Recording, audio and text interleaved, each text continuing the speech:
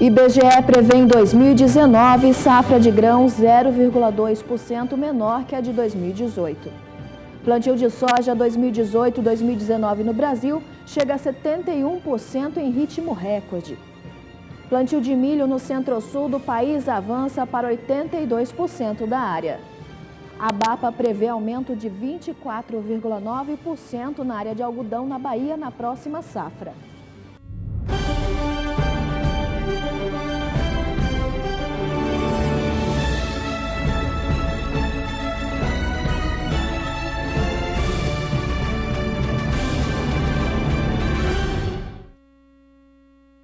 Olá, boa tarde para você que está acompanhando aqui a programação do Canal do Boi. Está no ar mais uma edição do Agricultura BR. Boa tarde, Ju. Boa tarde, Carla. Uma boa tarde a todos.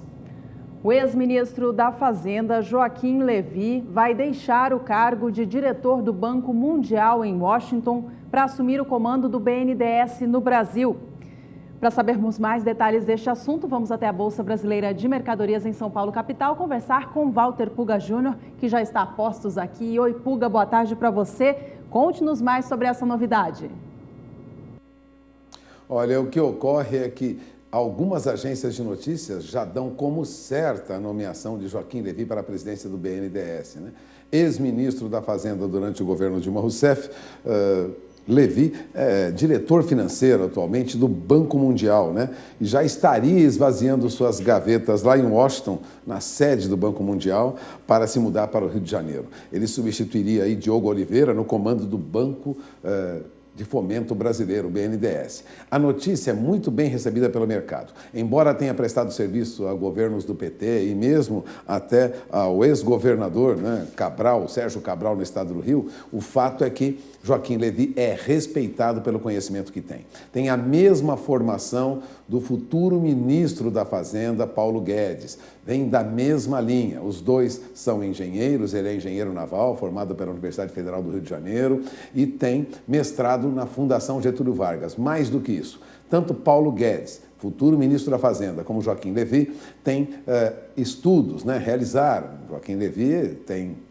na verdade, doutorado na Universidade de Chicago, que é uma visão muito mais liberal em todo o mundo. A Universidade de Chicago é reconhecida por ter uma visão liberal da economia, né? É uma vitória, portanto, né, desse grupo mais liberal que agora faz parte do grupo que fará a transição e assumirá o novo governo sob o comando do presidente eleito, Jair Bolsonaro, né? Esse grupo mais liberal, inclusive, defende que o BNDES poderia se dedicar apenas às privatizações das estatais e à estruturação de projetos de concessão de infraestrutura à iniciativa privada. Portanto, seria um outro caminho para o BNDES. Essa função teria prazo de validade. Aliás, vendidas as estatais e concedidos os principais projetos de infraestrutura em carteira, comenta-se que o BNDES poderia até mesmo ser extinto, né? Bom, Joaquim Levy, como eu disse, é engenheiro naval, tem doutorado em Chicago, tem uma visão muito próxima da visão de Paulo Guedes, futuro ministro da Fazenda. Agora, antes de voltar ao governo federal, no segundo mandato da ex-presidente Dilma Rousseff, ele foi presidente da Abram, a gestora de recursos do Bradesco, né?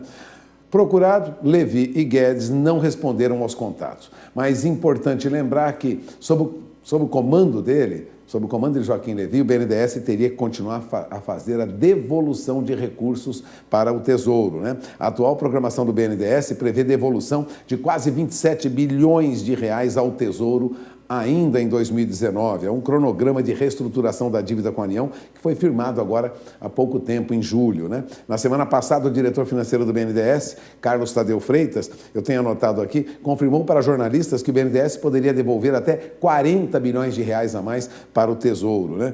Isso, lógico, poderia ser ampliado se não tivesse ainda além de 40 bilhões, se não tivesse que retornar ao Fundo de Amparo ao Trabalhador parte do dinheiro que o BNDES assumiu. Portanto, expectativa é de uma mudança em toda a gestão do BNDES, se de fato for confirmado entre hoje e amanhã a nomeação de Joaquim Levy para a presidência do banco. Seria uma visão liberal bem diferente daquela que nós temos visto no comando do banco nos últimos anos. Portanto, de olho na informação, o BNDES pode mudar e mudar muito daqui para frente.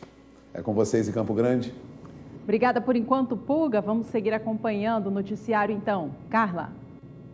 Pois é, Ju, o mercado voltou a reduzir a perspectiva de inflação na pesquisa Focus do Banco Central após o banco afirmar que a inflação deve ter um pico no terceiro trimestre de 2019. Vamos voltar a falar com o Walter Puga. Puga, é isso mesmo? Explica melhor para a gente. Olha, o mercado, e quando falamos do mercado, são os operadores do sistema financeiro que são ouvidos toda semana pelo Banco Central através de uma pesquisa chamada Focus, reduziu a perspectiva para a inflação neste ano, segundo essa pesquisa apontava hoje de manhã, né? Isso depois que o Banco Central afirmou que a inflação deve ter seu pico agora no segundo trimestre de 2019, né? A pesquisa foi divulgada hoje pela manhã e mostrou que a expectativa agora é de que o Brasil tenha uma inflação de 4,23% neste ano, contra 4,40% previstos anteriormente. Aliás, essa previsão de alta de preços administrados, ela caiu, né? Caiu para 7,48%. A previsão anterior era de mais de 7,5%. Bom, o centro da meta de inflação estabelecida pelo Banco Central é 4,5% para 2019, para 2018 e 4,25% para 2019. A margem de tolerância, vamos lembrar, é de que a inflação possa variar 1,5% abaixo, 1,5% acima. Agora, em relação à economia, o levantamento feito pelo Banco Central mostra que as contas que apontam aí o Produto Interno Bruto, o PIB, continuam sendo de expansão. Então, no ano que vem, nós teríamos aí, neste ano, um crescimento de 1,36%. Vou repetir, este ano teríamos um crescimento de 1,36% e no ano que vem, 2,5%. A pesquisa semanal feita pelo Banco Central, ela direciona, vamos dizer assim, ela orienta o mercado, porque houve uma centena de economistas e mostra ainda que não há mudança para a perspectiva de alteração da taxa Selic, a taxa básica de juros. Em 2019, aí deve ser 6,5%, a 8% lá para 2019 no máximo. Portanto, não mudou a perspectiva da taxa de juros. Mas é uma preocupação, viu? Porque a expectativa para o fim de 2018 permanece em 6,5%, mas de olho na informação, porque segundo esses analistas de mercado, nós poderemos ter juros de 8% na taxa Selic no ano que vem. Se a taxa Selic sobe, lógico, dinheiro fica mais caro ano que vem, é a previsão de alguns dos analistas, né? Bom, no caso de 2020, a projeção para a Selic continua em 8% e para 2021 permaneceu também em 8%. Vale lembrar que há um mês a projeção era de 8,38% em 2020 e era de 8% para 2021. Portanto, agora um ajuste de uma taxa mais baixa, olhando lá na frente, do que o previsto anteriormente, mas alta, no entanto, mais alta do que a que nós temos hoje. Então, de olho na informação, porque alta na Selic vai trazer custo do dinheiro mais caro. E aproveitando, vamos falar de dólar, Carla, você tem informações aí? Tenho sim, Puga. Fica aqui com a gente que eu vou explicar um pouquinho melhor. O dólar opera em alta nesta segunda-feira, com o mercado preocupado com a saída do Reino Unido da União Europeia e também com a trajetória de alta de juros dos Estados Unidos. E os investidores também de olho nas novidades para a equipe econômica do presidente eleito Jair Bolsonaro. Nós vamos ver agora na tela como está operando o dólar comercial no Brasil neste momento, uma alta de 0,21% para a moeda norte-americana, que está sendo vendida a R$ 3,74 mais 4. Então, Puga, como que é essa trajetória do mercado financeiro nesta segunda-feira? Olha, a oscilação que o mercado espera, e quando eu falo mercado, vamos explicar sempre, nós somos operadores do mercado de câmbio, eles esperam uma oscilação muito curta mesmo. Tanto que nós tivemos hoje uma variação entre R$ 3,74 mais subindo até 13,75 mais 38. Ou seja, a variação do dólar ela é muito pequena mesmo. Agora, não muda a perspectiva de que cheguemos ao final do ano com o dólar a 13,70. Segundo a pesquisa Focus. Então, a pesquisa Focus que baliza o mercado indica que no final do ano chegaremos aí em R$ 3,70. Ainda há expectativa de que o dólar volte a ceder mais nas próximas semanas, chegando no dia a dia abaixo de 13,60. Ainda não mudou essa expectativa, mas na média chegaremos lá no final do ano com o dólar a 13,70. Lembrando que nós tivemos dólar com valores bem acima do que estamos vendo hoje, portanto, na média nós teríamos teríamos neste ano 13,70, né? Agora há pouco, por volta de 10h30 da manhã, o dólar chegou a subir para 3,75, eu vou lembrar, depois de terminar na sexta-feira com leve queda, 13,73. Mas a oscilação, pelo menos nesta semana mais curta, né? Hoje nós temos paralisação das atividades nos Estados Unidos, há um feriado lá, nós temos uma liquidez menor no mercado, mas de qualquer maneira o dólar vai oscilando muito pouco, salvo alguma notícia surpreendente que possa mudar o mercado. Lembrando que nós teremos feriado na próxima quinta-feira, um dia morno na sexta-feira, depois teremos um feriado na terça-feira que vem, portanto o mercado vai com muita calma no aguardo de notícias vindas do grupo de transição que fará aí a posse, né? Vai providenciar a posse do presidente eleito Jair Bolsonaro. Notícias, nomeações, informações e discussões surgem no mercado e todos de olho no que vai ocorrer mais adiante. A princípio, a novidade de hoje é esta: Joaquim Levy assumiria a presidência do BNDES e deixaria a diretoria financeira do Banco Mundial em Washington. Eu encerro por aqui minha participação, eu volto de sinal para Campo Grande, é com você, Carla. Muito obrigada, Pulga. Até amanhã. O Walter Pulga Júnior, que volta amanhã da Bolsa Brasileira de Mercadorias, trazendo mais informações sobre o mercado financeiro aqui para a gente. O clima é benéfico à produção de grãos do Brasil neste novo ciclo. Foi o que disse a Conab no seu segundo levantamento da safra brasileira de grãos temporada 18 e 19. Catarina Martorelli. A expectativa da Conab é de uma safra de até 238 milhões de toneladas, bem próximo do que se teve nos últimos 2 anos. A área de cultivo pode chegar a 63 milhões de hectares. Esse é o 9º aumento consecutivo de área plantada, especialmente em regiões de fronteira, como Pará e Mato Grosso. São áreas de pastagens degradadas que estão sendo substituídas por agricultura. Principalmente em área de fronteira agrícola, a gente aponta regiões do Mato Piba, o próprio Mato Grosso, onde há uma reconversão de área de pastagens degradadas ou área que porventura estava em pousio, tem sido utilizado para o plantio de grãos por causa da boa rentabilidade que o produtor tem conseguido nos últimos anos, principalmente na soja. Mas ao plantar soja, isso puxa outras culturas também para o futuro. Milho, primeira safra, também em algumas regiões tem aumentado a área e também as perspectivas agora para os milho da segunda safra que a gente ainda precisa avaliar. A soja continua em destaque, o milho também se destaca. A área plantada em Minas Gerais no mês passado já era de 45%. Em alguns estados que não são grandes consumidores de milho, a cultura da soja ocupa os espaços por causa da maior rentabilidade. A surpresa do levantamento foi o algodão, que tem mercado favorável e pode chegar a uma área plantada de 1.400.000 hectares. A colheita poderá ser quase 17% maior que a safra anterior. É o maior percentual de aumento entre as culturas avaliadas. O algodão nos últimos 2, 3 anos tem sido realmente muito rentável. Isso tem estimulado a produção. É importante mencionar o seguinte: o Brasil no ano que vem já está nos balanços de oferta e demanda do USDA, que é o Departamento de Agricultura dos Estados Unidos. O Brasil será o segundo maior exportador de algodão. Aliás, seremos o segundo maior exportador de milho, o segundo maior exportador de algodão, o primeiro de soja. Ainda segundo a Conab, as previsões climáticas para os próximos 3 meses são muito favoráveis. Catarina Martorelli para o SBA. O IBGE divulgou na última semana a primeira estimativa para a safra de oleaginosas, leguminosas e também de cereais para a safra 2019 e aponta uma queda de 0,2% em relação ao ciclo atual. Confira comigo na sua tela os dados que o IBGE trouxe sobre a safra de grãos no Brasil para o ciclo 2019. Com a produção chegando a 226 milhões e 700 mil toneladas, abaixo das 227 milhões 200 mil toneladas previstas para este ano. Então, uma queda de 0,2% para a safra, em comparação à safra atual com a safra futura. Já para a safra 2019 também deve apresentar uma queda de 5,6% em comparação à safra de 2017.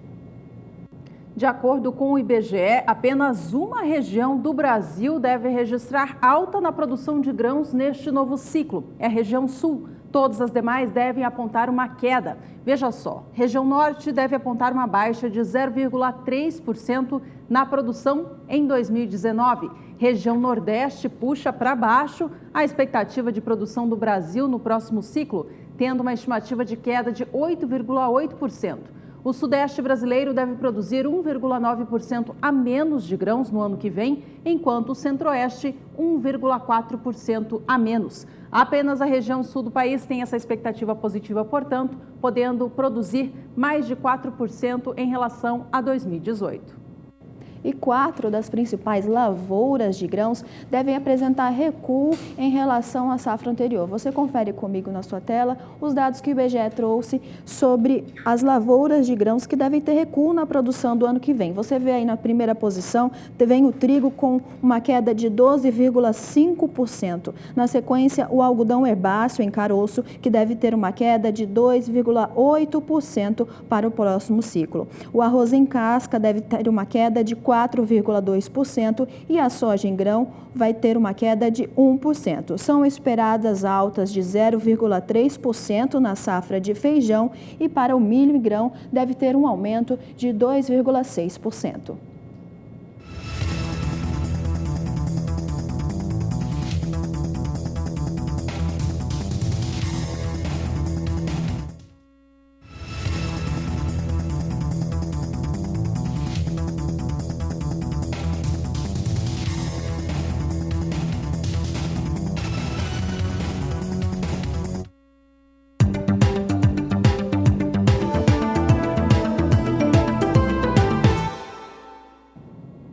Nosso assunto agora é o plantio da nova safra de soja no Brasil. A consultoria AG Rural apresentou na última sexta-feira os dados que mostram o ritmo de semeadura por todo o país. Os números mostram que o ritmo segue sendo o mais rápido da história.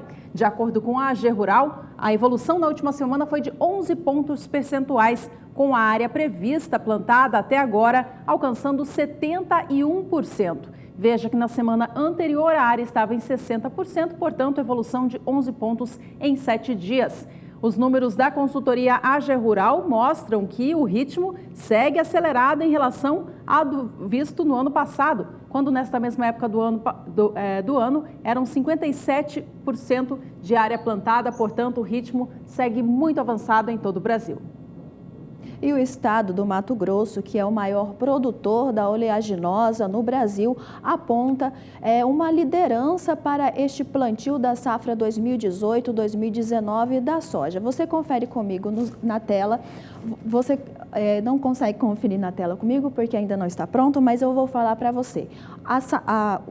Os trabalhos estão em 96% da área já semeada, registrando também recorde ante a 79% em 2017. Agora sim, você vê na sua tela.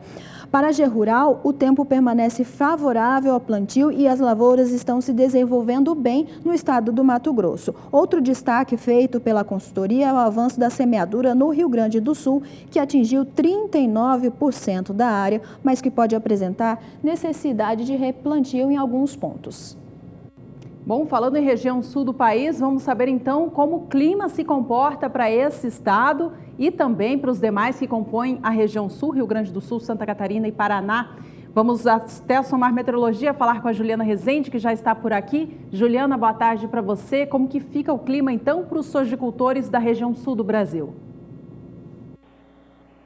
Olá, muito boa tarde, Juliana. Boa tarde a todos que nos assistem. Olha, após uma semana de tempo mais seco na região sul, a gente já começa essa semana com áreas de instabilidades avançando pela região sul. E pelas imagens de satélite, é essa nebulosidade em vermelho do mapa que já começa a avançar pela região. É uma frente fria que vai trazer mais pancadas de chuva entre hoje e amanhã. Essas instabilidades vão avançar por grande parte da região sul e já vão voltar, então, a trazer muita instabilidade. As condições de umidade do solo nos 3 estados seguem elevadas, a expectativa ainda é de boa manutenção desses índices de umidade do solo com a aproximação dessa nova frente fria. No decorrer dos próximos dias, então, até o dia 17, tem previsão de acumulados mais expressivos, principalmente na faixa oeste do Rio Grande do Sul. Justamente essa chuva deve acontecer entre a terça e a quarta-feira, já com fortes episódios de chuva e pancadas de mais intensidade. Essa chuva também pode vir em forma até de temporais, com elevados de até 70 milímetros o acumulado de chuva. Agora, no decorrer dessa semana, a frente fria vai seguir avançando pela região sul. e aí vai espalhar essas instabilidades. Vai diminuir as instabilidades aos poucos no Rio Grande do Sul, vai garantir então pancadas em grande parte do estado gaúcho, Santa Catarina e Paraná, mas com baixo acumulado de água. Os volumes de chuva variam de 15 a 30 milímetros até pelo menos o dia 17 de novembro. A partir da semana seguinte, a gente vai ter mais uma semana com instabilidades. Não vai ser aquela chuva tão forte em forma de temporais. São pancadas mais distribuídas ao longo da semana e que não garantem transtornos para os produtores que estão em relação às atividades no campo, como o plantio da safra de verão. De forma geral, temos acumulados variando de 15 a 30 milímetros em grande parte da região sul, agora em pontos do oeste e até do norte do Paraná, que entre o dia 18 e 22, a chuva pode até ganhar um pouquinho mais de intensidade. No decorrer do terceiro e último período, até o dia 27 de novembro, chuva mais forte entre Santa Catarina e Paraná. Já no Rio Grande do Sul, as pancadas seguem mais fracas e com pancadas, então, de fraca intensidade, sem risco para transtornos. Então, nesses próximos dias, tem previsão de chuva mais intensa em grande parte do interior gaúcho. Ao longo dessa semana, a frente fria vai levar essa chuva entre áreas de Santa Catarina e Paraná. E nas próximas semanas, essa chuva vai seguir persistindo nas principais áreas produtoras da região sul, mas não vai ser aquela chuva tão volumosa e com risco para transtornos na maior parte da região. Daqui a pouco eu volto com mais previsão do tempo. Obrigada, até já. Tá aí, então, Juliana, com todos os destaques para a região sul do país. Daqui a pouquinho, previsão para outras partes do Brasil.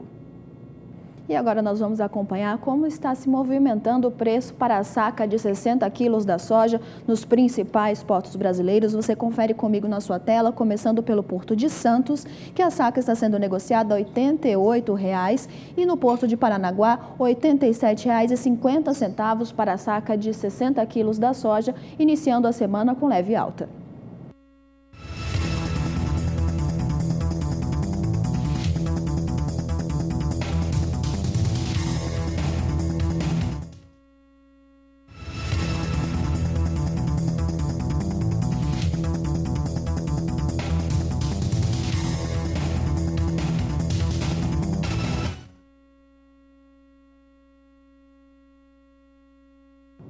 Vamos acompanhar agora o mercado futuro da soja na Bolsa de Chicago. Você de casa, de olho na sua tela, porque os negócios hoje seguem em movimento de baixa. A soja em Chicago vem operando em um patamar de queda por dois motivos principais. Avanço da colheita da soja nos Estados Unidos, que já ruma para a reta final, e também o entrave causado pela guerra comercial entre China e Estados Unidos, que faz com que muita soja norte-americana fique no país, não consiga ser embarcada.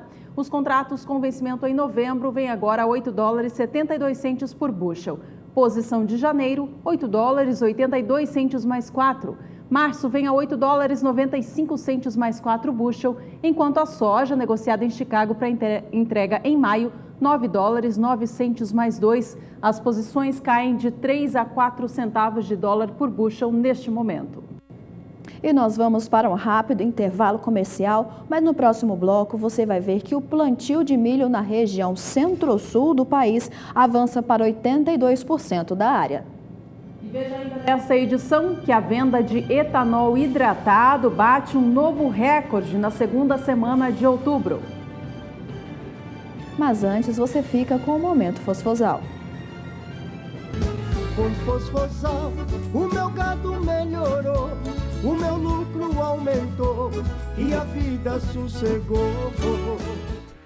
Bem-vindo à segunda temporada do Momento Fosfosal, o multimineral injetável que estimula o seu rebanho nos momentos de desafio da sua propriedade.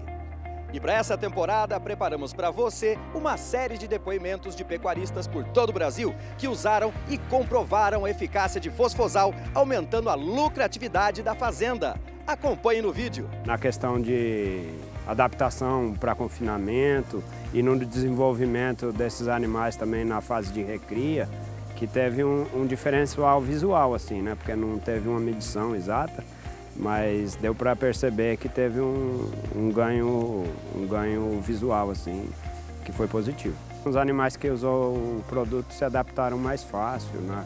Na questão do confinamento, né? Após a fase da recria ali. Menos problema de estresse, os animais foram mais tranquilos para o coxo e resultando um melhor ganho de peso, né, nesses animais. O produto é válido, indico para outras pessoas usarem que vai ter benefícios e resultados com o produto. O uso do produto, a gente percebeu um melhor desenvolvimento nos animais, uma melhor aptidão para ganho de peso. Eu achei muito importante esse produto. Pode usar sem dúvida, que é um produtaço. Entrada de animais em confinamento e adaptação de coxo. Esse era o desafio nessa propriedade. Bruno, explica pra gente qual o estresse gerado nessa situação e de que maneira a Fosfosal resolveu o problema. O Fosfosal é um multimineral injetável indicado nesses momentos de alto desafio, como por exemplo a entrada dos animais no confinamento. Os animais eles chegam numa realidade completamente diferente e precisam passar por uma adaptação no coxo. Então, com o Fosfosal, a gente entrega alguns minerais que são essenciais para o metabolismo do animal, facilitando esse processo de adaptação. Então, o animal fica mais produtivo e isso representa mais lucratividade para a fazenda. Obrigado, Bruno. Aumente o score corporal do seu rebanho também. Ligue 0800 847 2222 e peça Fosfosal, uma injeção de peso. Fosfosal, uma injeção de peso. As negociações futuras com grãos no estado de Mato Grosso estão paradas. Mais informações agora com Valdir Pacheco. Aqui na capital nacional do agronegócio, Sorriso, eu converso com o consultor Clóvis Marques, que vai nos fazer uma panorâmica de como estão as comercializações com as commodities. Nesta semana parece que deu uma paradeira, né, Clóvis? Sim, o mercado está bastante calmo, diria assim, com relação às negociações novas, futuras do mercado de soja, principalmente. O mercado de milho tem rodado alguma coisa no disponível, sim. Mas o mercado futuro está parado. O dólar no primeiro turno deu uma oscilada. E agora como é que está, Clóvis? O mercado de dólar agora, o câmbio, está mais calmo, diria assim, em torno de 3,73, 3,75, num nível nesses níveis mais ou menos, por enquanto. Essa oscilação de mercado de câmbio, aparecendo oportunidades de negócio quando ele oscila mais para cima o dólar, né? Essa guerra comercial Estados Unidos-China, o que está refletindo no Brasil? Está trazendo muita preocupação para o mercado, porque o mercado encontra-se parado em relação a novos negócios futuros. Se a China não comprar os Estados Unidos vai ofertar a soja dele para outros lugares. E a China, por outro lado, vai ter o Brasil como o principal fornecedor de seu mercado. Essa questão do frete, essa indefinição do frete pode ser um causador também de dor de cabeça para o mercado, né? Sem dúvida. Ele foi um dos fatores que, no final, depois da greve que teve, inibiu bastante os negócios. Acredito que, junto com a indefinição do acordo entre China e Estados Unidos, seja outro fator que esteja inibindo também novos negócios aqui para o mercado futuro. Ok, Clóvis. Muito obrigado pela sua participação. Acabei de conversar com o consultor Clóvis Marques, falando sobre o mercado das commodities aqui na BR-163, no Mato Grosso. Valdir Pacheco para o SBA, Sistema Brasileiro do Agronegócio.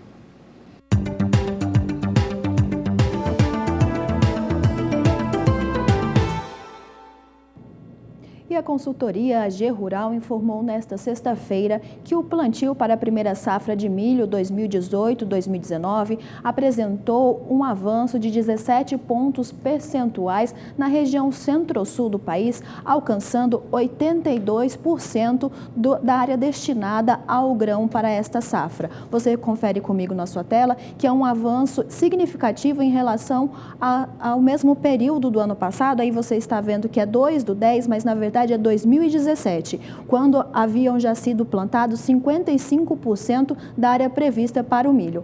E também é um volume bem acima da média dos últimos 5 anos, que é de 63% da área destinada ao milho. No sul do país, o único estado que ainda não terminou o plantio do milho primeira safra foi o estado do Paraná. Bom, para o Paraná, então, que ainda falta concluir o plantio do milho de verão e para aqueles demais estados que já estão com as lavouras implantadas, vamos saber como o clima se comporta, então, para o desenvolvimento dessa safra nova. Juliana Rezende volta agora com a gente. Juliana, como fica o clima, então, na região centro-sul do Brasil? Olha, Juliana, no centro-sul do país as chuvas já foram bastante frequentes, abrangentes. É por isso que a situação de umidade do solo segue elevada na maior parte da região sul, sudeste, centro-oeste também, com índices que passam de 90%. Um cenário, então, bastante otimista para as lavouras de milho que seguem em fase de desenvolvimento e precisam de bastante umidade do solo para garantir um bom crescimento. No decorrer dos próximos dias tem mais previsão de chuva. Vai ter a passagem de uma frente fria pela costa do país até o dia 17 e esse sistema, então, vai trazer muita instabilidade entre sudeste e centro-oeste, principalmente. Minas Gerais e Goiás vão receber os maiores volumes de água. Nas demais áreas, chuva ainda bastante abrangente, mas com menores volumes, em torno de 15 a 30 milímetros é o acumulado de chuva em grande parte do centro-sul do país. A partir das semanas seguintes, vamos ter mais instabilidades ganhando força na parte central. A partir do dia 18, áreas de instabilidades no alto da atmosfera vão ganhar força e vão garantir pancadas fortes entre Minas Gerais, São Paulo, Mato Grosso do Sul e até Goiás. E a chuva pode vir até em forma de temporais no estado de Minas Gerais, porque o acumulado de chuva vai ficar em torno de 100 milímetros na maior parte do estado mineiro. No decorrer do terceiro e último período, até o dia 27 de novembro, a chuva vai migrar cada vez mais para a região central e norte do Brasil. E aí sim, as instabilidades então vão ficar cada vez mais localizadas entre sudeste e centro-oeste, conforme a chuva mais forte se concentra nessa parte mais central, diminui na região sul, então favorece os produtores de milho do Paraná que ainda não terminaram as atividades de plantio. O cenário agora é de chuva mais fraca em grande parte do Paraná, porque as instabilidades mais intensas vão migrar para a região sudeste e também centro-oeste. E para alguns produtores que também não terminaram as atividades de plantio das lavouras de milho em grande parte da região central do país, esse cenário de chuva mais expressiva em forma de temporais pode ainda prejudicar as atividades de finalização do plantio do milho na parte central brasileira. Daqui a pouco eu volto com mais previsão do tempo. Tá certo, Ju. Obrigada por enquanto. Até já, então.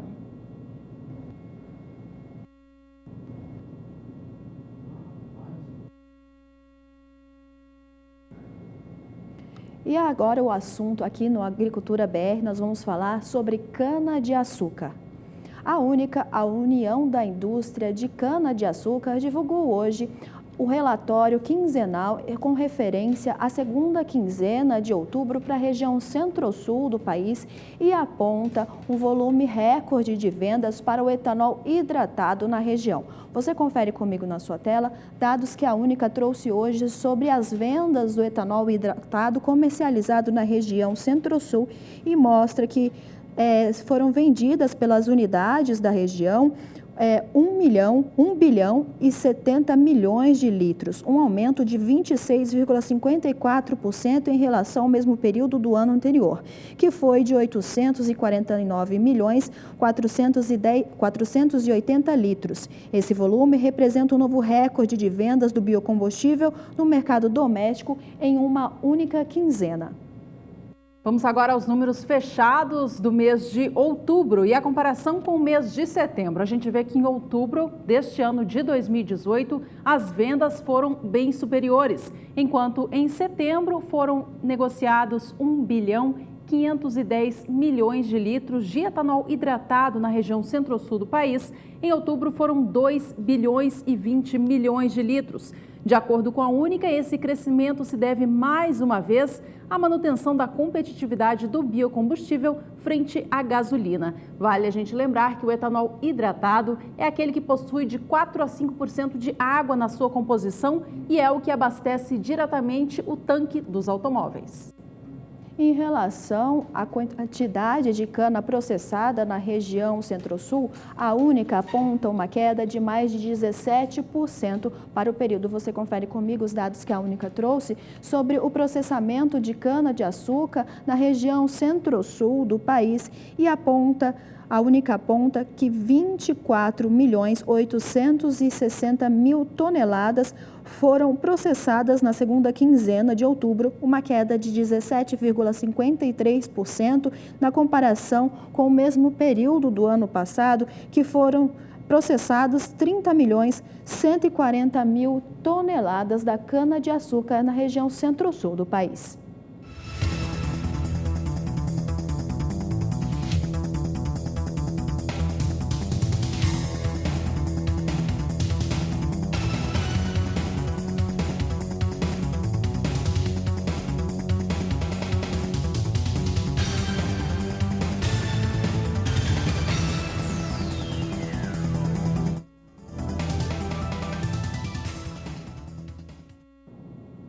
Nós vamos para um rápido intervalo comercial, mas no próximo bloco...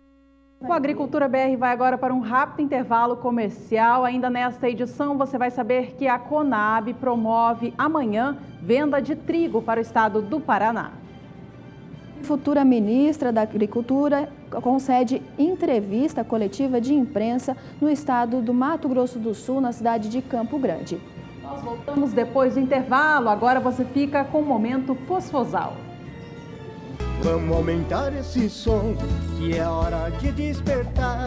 Tomar um café quentinho e pra lida trabalhar. A maior preocupação é com a minha produção.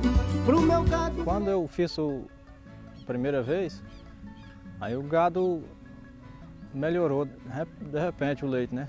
Foi uma melhora assim surpreendente que quando eu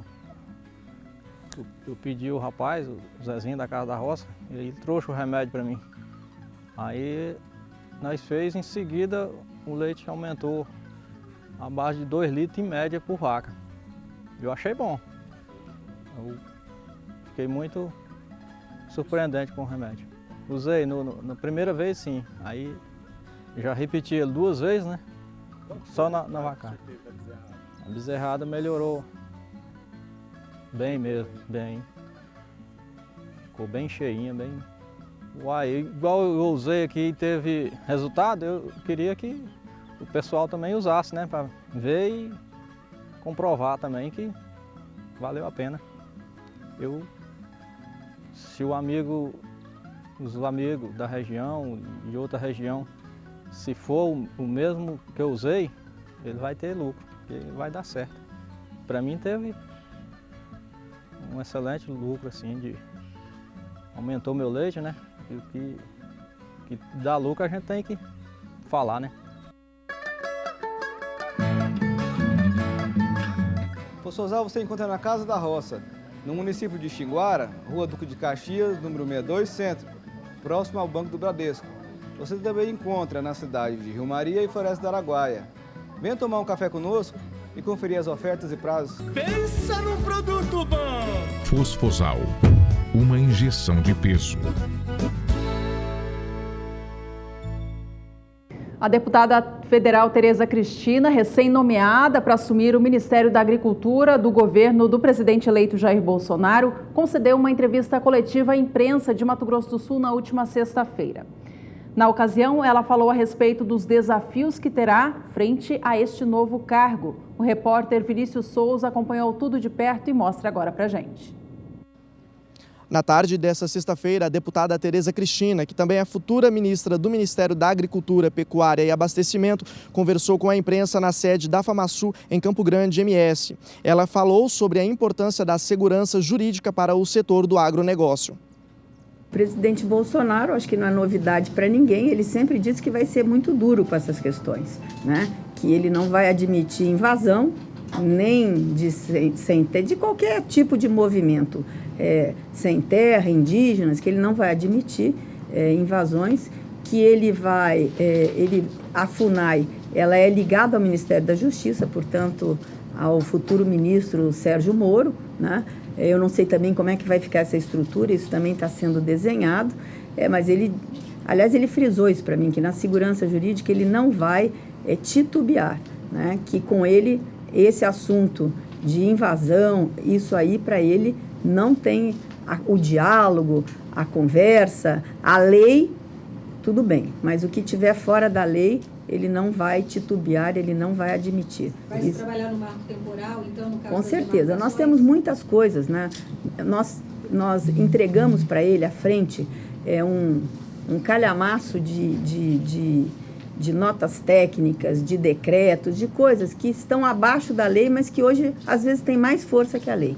E que isso tem impedido o Brasil de ter segurança jurídica e que investidores, às vezes, ficam com medo de vir para o Brasil. Nas mais diversas áreas, trabalhista, fundiária, indígena, enfim, no próprio Ministério da Agricultura. Então, nós estamos fazendo uma revisão e a equipe de transição está estudando isso para ver como fazer para que a lei prevaleça. e principalmente aqui no nosso caso de demarcação de terras indígenas, né? Nós temos aí as 19 condicionantes do Supremo, todo mundo conhece isso aqui, quem cobre, né, esse assunto, é recorrente esse assunto, que hoje ele não é cumprido nas instâncias inferiores da Justiça e acaba sendo tudo judicializado, e aí você leva 20 anos, mais de 20 anos às vezes, para você ter o caso resolvido. Todo mundo perde, os dois lados perdem. Então, isso é uma das coisas que o presidente Jair Bolsonaro ele quer, dentro do Executivo e do Legislativo, trabalhar em conjunto para que essas situações sejam resolvidas da melhor maneira possível, dentro da legalidade, dentro da lei. Tereza Cristina também falou sobre a reforma agrária e do perfil do novo ministro para o meio ambiente. A reforma agrária ela fica no INCRA, né? Ela fica na SEAD, e aí eu quero saber se isso é uma prioridade, como é que vai fazer, se tem recurso para isso. Mas né? A futura ministra tem algum indicativo, uma posição formada quanto a isso? Eu tenho, eu acho que eu penso que poderia vir para o Ministério da Agricultura e juntar tudo, pequena agricultura. Já disse isso a ele. Agora a gente tem que ver, estudar, né, junto com essa equipe de transição. Tem coisas que você não pode fazer, às vezes é uma agência, uma fundação. Então tem que ver o que cabe dentro do Ministério da Agricultura, né? Mas eu penso que deveria estar tudo junto e isso ser reformulado e modernizado. Eu acho que houve maturidade do governo, do presidente Jair Bolsonaro, porque ele realmente, a equipe dele achava que deveria ter uma fusão, até por estudos que foram feitos no mundo todo. O meio ambiente, só o Brasil tem um ministério específico para isso, mas, dada a importância, o tamanho continental do nosso país, a diversidade que nós temos e a confusão também que se criaria nesse primeiro momento, nas exportações dos nossos produtos, né? Então, o presidente, eu acho que não foi um recuo, foi uma maturidade, foi saber reconhecer o mercado e enfim,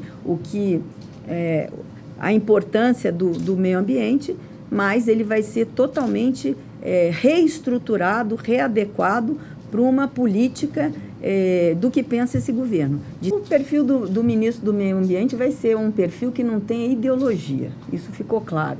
Tem que ser um ministro que pense tecnicamente, né? E que tenha agilidade para tocar esse ministério, sem ser esse monstro que ele é hoje, de grande, eu estou falando monstro de grande, de estrutura pesada, para que possa ter agilidade. Então, a filosofia é essa. Eu não sei o nome do futuro ministro, o presidente realmente disse isso lá, que vai passar pela agricultura para uma discussão dos nomes. Então, vamos ver o perfil de cada um dos nomes que ele tem e aí nós vamos discutir esse perfil e a decisão, a caneta é sempre dele. A futura ministra se mostrou disposta e motivada para esse novo desafio no Ministério da Agricultura. Quero dizer que eu fiquei, com certeza, honrada, envaidecida com a indicação do meu nome, pelos deputados da Frente Parlamentar, que resolveram levar um único nome para o presidente Bolsonaro. Ele, quando nós estivemos lá, antes do segundo turno, toda a bancada, conversando com ele, levando o apoio da FPA, ele nos disse que a indicação do ministro seria da Frente Parlamentar. E foi uma conversa muito rápida, e nós até ficamos na dúvida se era uma indicação, se era uma ratificação, enfim. A frente tomou a decisão de levar o meu nome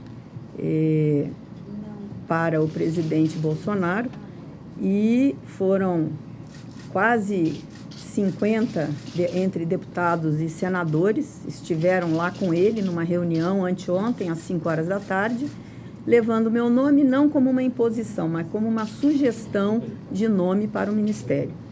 E ele prontamente disse não, podem vocês... Eu não fui à reunião, e ele disse que o meu nome estava homologado, resolvido, e que o deputado Alceu Moreira, que é o vice-presidente da frente, podia ir até a imprensa e dar o meu nome já como aceito como a indicação para o Ministério da Agricultura.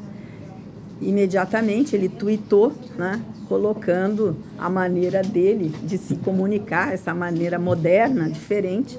Ele já colocou no seu Twitter que tinha aceito a sugestão e a indicação do meu nome para o Ministério da Agricultura. Aí eu senti o peso da responsabilidade. Confesso a vocês que eu tinha uma pequena... achava que podia não acontecer. E com isso eu estive depois com ele no outro dia, conversando, trocando, por enquanto, rapidamente ideias sobre o que ele quer para o Ministério, qual a cara que ele quer dar ao Ministério, e ele me falou, e aí eu quero, cumprimentando aqui todos vocês, dizer coisas que, para a classe produtora, soam como música aos nossos ouvidos. Primeira palavra, segurança jurídica para o campo em todas as ações. Eu não vou detalhar aqui, mas, enfim, tudo, nós precisamos ter segurança jurídica para produzir, né? Nós precisamos facilitar e criar um ambiente de negócio favorável em todos os setores, mas aqui no nosso setor, que é o setor que tem praticamente 30% do PIB, vem do agronegócio, né? Então, esse setor, principalmente, ele tem a maior, onde ele quer atuar e quer uma atuação firme sobre esse ponto de vista de segurança jurídica. Conversamos um pouco sobre acordos bilaterais que precisam ser encaminhados, da nossa relação do Ministério da Agricultura com o Ministério das Relações Exteriores. Enfim, fizemos uma conversa rápida e ele me disse uma coisa: nós precisamos falar a verdade para o povo brasileiro. Essa é a marca do meu governo. Eu quero a verdade sempre para o povo. Então, ficamos de fazer uma reunião agora na próxima semana para que aí eu entenda como é que vai ser a reestruturação, o que vem para o Ministério da Agricultura, se vamos ter agricultura familiar junto, se vamos ter INCRA junto, enfim, qual é o desenho que a equipe de governo que fez o plano de governo desenhou, e aí eu vou poder, vamos dizer, opinar. Então, a gente tem uma reunião, essa semana vai ser intensa de reuniões lá na transição, no Banco do Brasil, na sede lá do Clube do Banco do Brasil, para discussão do que é que nós queremos, o que esse governo quer para o banco, para o Ministério da Agricultura. Se a pesca também vem junto, porque tem muita coisa hoje espalhada e o governo tem juntado esses ministérios e quer enxugar, mas também concentrar essas estruturas. Uma outra coisa também que já fiz foi conversar com o ministro Blairo. Estou marcando uma audiência com ele na semana que vem, não sei se segunda ou terça, para que a gente possa começar já a transição, né? Entender melhor o Ministério, conhecer o Ministério a fundo, para que a gente possa também concluir nesses menos de 60 dias que nós temos aí até 1º de janeiro, como é que vai ficar o Ministério da Agricultura, que é um ministério que muitas ações, que funciona muito bem, que tem o ministro Blairo aí, que teve um belíssimo desempenho, principalmente buscando novos mercados, fazendo visitas e sendo até um vendedor, né, dos produtos brasileiros lá fora, e também conversando sobre muitas importações que nós podemos, o Brasil precisa se abrir mais para o mercado mundial. Enfim, então, o Ministério é um ministério que tem aí uma pasta que o orçamento de quase 12 bilhões, né? São 7 secretarias, tem Conab, tem SEASA, tem Porto, tem aeroportos, fiscalização, vigilância, enfim, trata do alho, de pequenas culturas até as grandes culturas, o setor de carnes, que é enorme, né? Enfim, a cana-de-açúcar. Então, é um desafio grande, né? Eu peço que Deus me dê saúde, força e mais vontade de trabalhar. Muito obrigada. Vinícius Souza para o SBA. E nós vamos para um rápido intervalo comercial, mas no próximo bloco você vê que a Associação Baiana de Produtores de Algodão prevê aumento de 24,9% na área da pluma na Bahia na próxima safra. E ainda nesta edição, previsão do tempo para a Bahia, no quadro Agricultura BR Responde. Nós voltamos em instantes. Até já! Estamos de volta com a Agricultura BR ao vivo nesta segunda-feira para todo o Brasil. Atenção agora, cadeia produtiva do trigo, para os destaques do setor.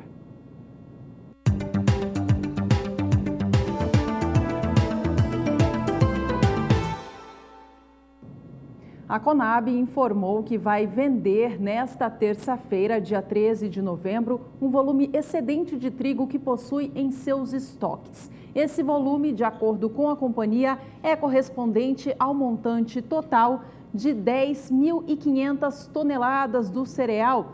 O material, ou seja, o produto, estaria disponível no município de Ponta Grossa, no estado do Paraná.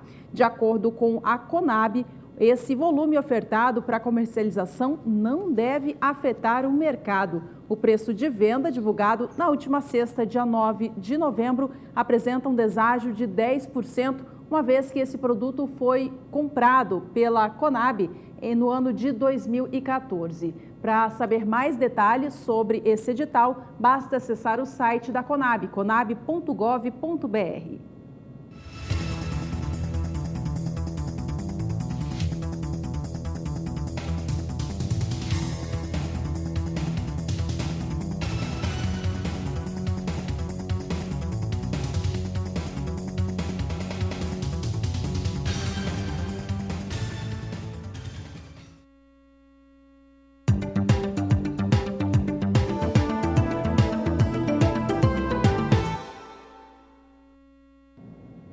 A Associação Baiana de Produtores de Algodão apresentou dados de um aumento de 24,9% para a área plantada com algodão na safra 2018-2019 na Bahia.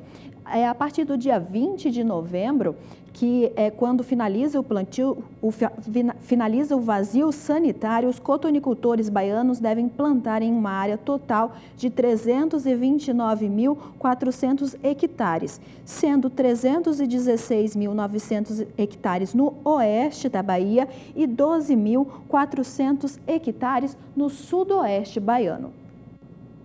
De acordo com a associação, essa expectativa positiva em relação ao aumento do plantio de algodão na Bahia neste novo ciclo tem a ver com um bom momento de mercado. Os baianos já tiveram um bom número neste último ciclo, temporada 17-18, alcançando uma produtividade média nas suas lavouras de 320 arrobas por hectare. Esse volume alcançado por hectare foi recorde para a Bahia. A produção total no ciclo 17-18 fechou em 1.270.000 toneladas de algodão, em uma área de 263.000 hectares. A Bahia é o segundo maior produtor de algodão do Brasil, fica atrás apenas do estado de Mato Grosso.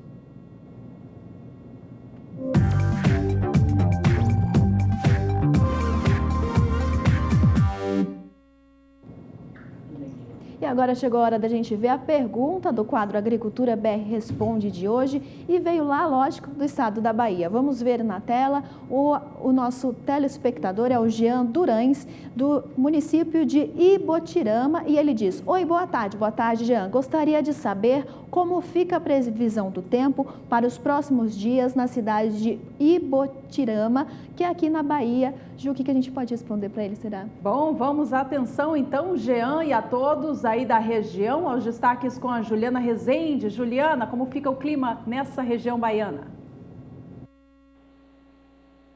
Respondendo à dúvida do telespectador Jean, da região de Botirama, nas áreas mais ao norte da Bahia, que quer saber como que ficam as condições de tempo para os próximos dias. Olha, tem previsão de chuva retornando aos poucos para grande parte da Bahia. No decorrer desses próximos dias, as instabilidades que acontecer no estado vão ficar mais restritas às áreas mais ao sul.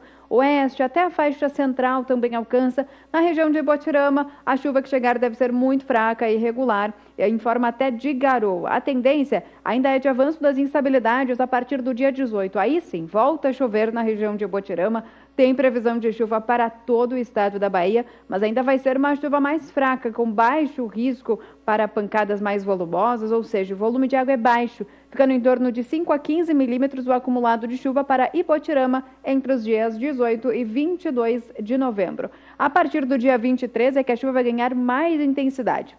E aí, os últimos dias do mês de novembro vão ser marcados por pancadas mais intensas no estado da Bahia e também na região de Botirama. A expectativa é de acumulados de chuva variando de 15 a 30 milímetros em grande parte da região, ou seja, nesses próximos dias, tempo mais firme, pancadas muito fracas e isoladas. Se acontecer na região de Botirama, é somente nos últimos dias do mês de novembro que as instabilidades mais intensas alcançam o estado da Bahia e aí provocam pancadas bastante expressivas na região de Botirama. Daqui a pouco eu volto com mais previsão do tempo.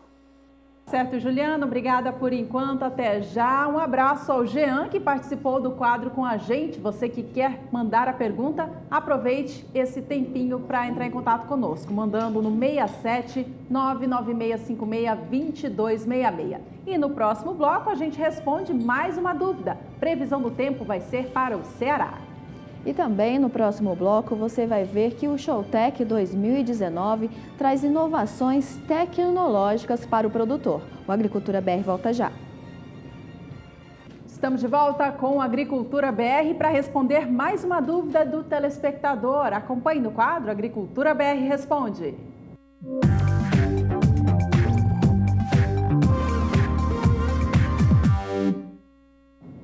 Atenção, você que é do estado do Ceará. Vamos ver se é a sua pergunta que está hoje aqui na tela. Luciana Gomes, de Parambu, mandou a mensagem seguinte para a gente. Boa tarde, assisto o programa todos os dias e gosto muito. Obrigada, Luciana. Preciso muito da previsão do tempo para a minha cidade para os próximos 3 meses. Está aí a dúvida, então, da telespectadora Luciana. Então vamos responder, Ju? Vamos lá para a Somar Meteorologia. Juliana Rezende, que podemos falar para a telespectadora Luciana?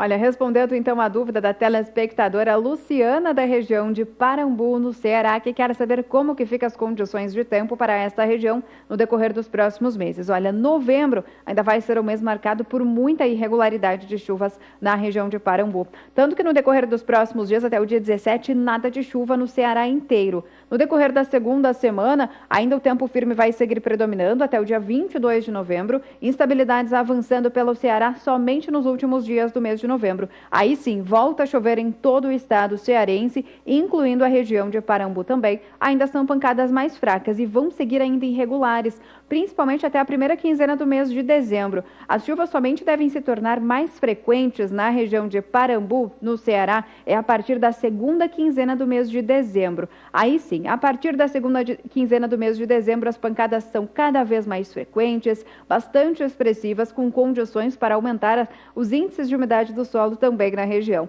Então, novembro e a primeira quinzena de dezembro ainda vai ser marcada por tempo mais seco, intercalada com alguns episódios de chuva na região. Somente a partir da segunda quinzena de dezembro e se alongando também ao longo de todo o mês de janeiro é que as instabilidades vão seguir cada vez mais frequentes na região de Parambu, no estado do Ceará. Hoje eu encerro por aqui a minha participação. Amanhã volto com mais previsão do tempo. Até amanhã. Boa tarde a todos. Até amanhã, Juliana, e um abraço para você, Luciana, e todos os telespectadores do Nordeste do Brasil que sempre participam aqui em peso do quadro Agricultura BR Responde. E você, telespectador, seja do Nordeste ou qualquer região do país, participe aqui conosco enviando a sua pergunta, sua foto ou vídeo da sua produção pelo nosso WhatsApp, que é o 67 99656 2266. Vamos para mais um rápido intervalo comercial, mas fique conosco. No próximo bloco, novidades do Showtech 2019. Voltamos já.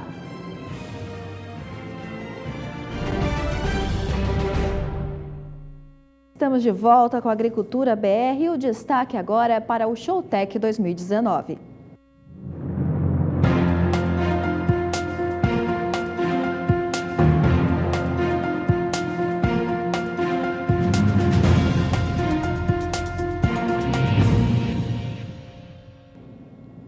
De 16 a 18 de janeiro, em Maracaju, interior do estado de Mato Grosso do Sul, será realizado o Showtech 2019. E uma das empresas que já estão confirmadas, a presença confirmada no evento é a Iara. Veja mais informações com o repórter Vinícius Souza.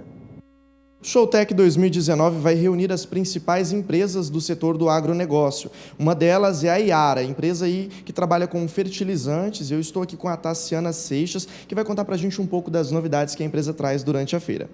A gente vai estar participando com os nossos programas nutricionais. É muito importante que a gente consiga fortalecer o mercado agrícola, principalmente no sistema de milho, safrinha e soja, onde são as duas principais culturas que estão na região. Então, hoje, quando a gente estiver na Showtech, a gente vai estar falando exatamente de soja, milho, safrinha com os nossos programas nutricionais. Qual que é a importância para vocês da Iara a participação no Showtech 2019? A Fundação MS ela é muito importante para nós, porque ela é uma difusora de tecnologia, então ela vem com as pesquisas. Ter ela como parceira, a gente consegue difundir a tecnologia e fazer com que esse agricultor tenha mais rentabilidade. Tá certo, Tassiana, muito obrigado. Vinícius Souza para o SBA. Mais destaques do Showtech 2019 você vai ter ao longo de toda a programação do SBA até janeiro do ano que vem. Esta edição do Agricultura BR fica por aqui. Até a próxima. Tchau, Carla. Tchau, Ju. Tchau para você. Muito obrigada pela sua companhia até aqui e até a próxima.